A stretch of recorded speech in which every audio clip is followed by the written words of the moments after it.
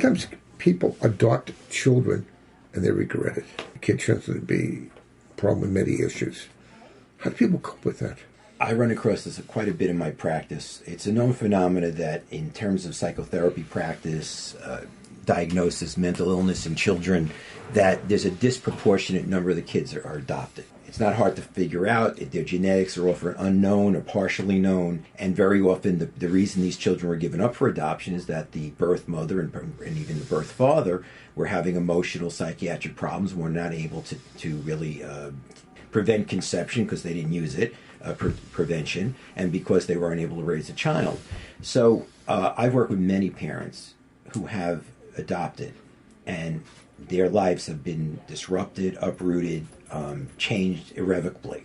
So it's a very, very emotionally wrenching experience for these people. If a child is from an orphanage where they don't pick up the kid but just feed the kid, good chance you're going to have a kid with oppositional defiant disorder.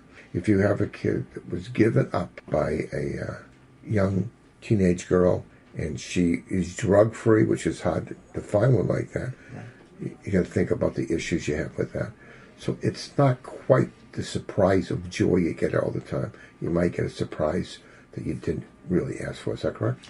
Yes, and what I've run across, and it's, widely documented in the field, there's some disagreement about whether it's a real phenomenon, is this attachment disorder. And a lot of these children who haven't been, as you say, handled, picked up, nurtured, as they were either left by the, like you say, an orphanage or staff of an institution, they really don't attach. And then when they come into the adoptive family, they don't really fully attach to the parent. And the parent will find sometimes these children can be quite rejecting and